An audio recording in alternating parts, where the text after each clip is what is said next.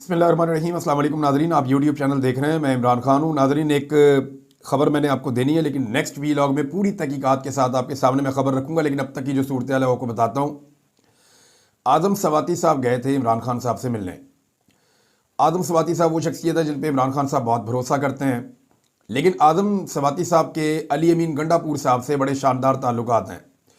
मेरे को 3-4 मुलाकातें जो अली अमीन गंडापुर साहब से हुई हैं, उनमें आज़म सवाती साहब तकरीबन हर मुलाकात में ही वज़ीर आला हाउस में मौजूद रहते थे।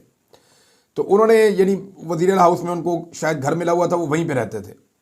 तो आज़म सवाती साहब के अली अमीन गंडापुर से बहुत अच्छे ताल्लुकात हैं। वो इमरान खान साहब से जाकर मिले हैं। मिलने के बाद उन्होंने बाहर आकर मुल्क के अंदर बहुत बड़ी बड़ी चीज़ें चल रही हैं, लेकिन उन्होंने बाबर सवाती साहब के खिलाफ स्टेटमेंट दिया और उन्होंने ये क्लेम किया कि बाबर सवाती साहब ने करप्शन की है और एहतसाब कमेटी ने उनको पकड़ लिया है। लिहाजा इमरान खान साहब कह रहे हैं कि उनको अपना ओहदा छोड़ देना चाहिए अगर एहतसाब कमेटी ने उन्हें पकड़ लिया है तो।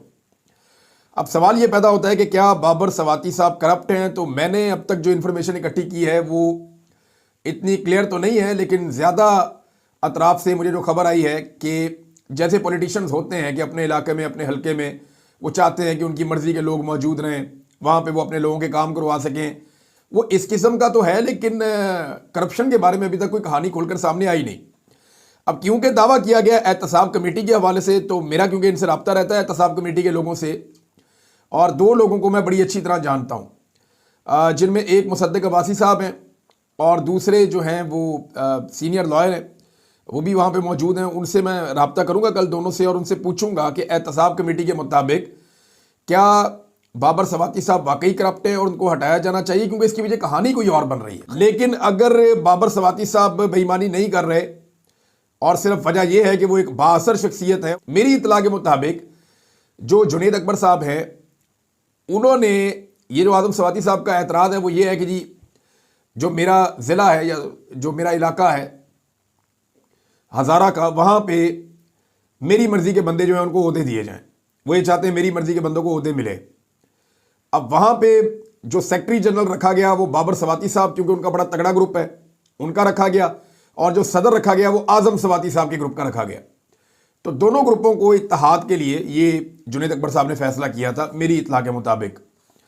लेकिन जुनैद अकबर साहब से अब दबाव जो आ रहा है तो उस पर उन्होंने भी, मैं ये इन्फॉर्मेशन मैं आपको दे रहा हूँ, उन्होंने जो है वो सेक्रेटरी जनरल को कहा पार्टी के, सलमान अकरम राजा साहब को, कि जी फिर मैं ऐसे तो ऐसे काम नहीं कर सकता, ये मेरा इख्तियार है, मैं जो बंदे लगा रहा हूँ वो वही बंदे लगा रहा हूँ जो पार्टी के वफादार हैं और पुराने इमरान खान साहब के साथी है, उन्हीं को मैं ओहदे दे रहा हूँ जो डिज़र्व करते हैं।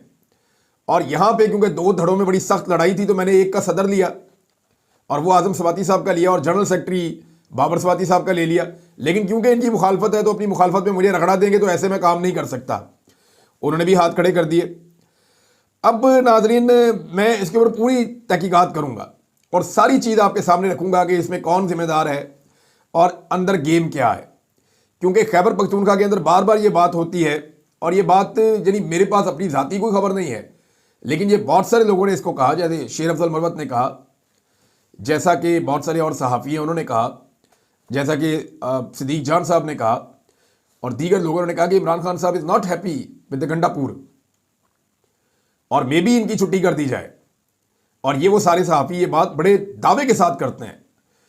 तो जब ये बातें होती हैं तो फिर जो सेकंड ऑप्शन है वो कौन हो सकता है? तो ये बाबर सवाती साहब एक बड़े तगड़े उम्मीदवार हो सकते हैं। तो इनके ऊपर बड़ा ज़ोरदार किस्म का अटैक आया है।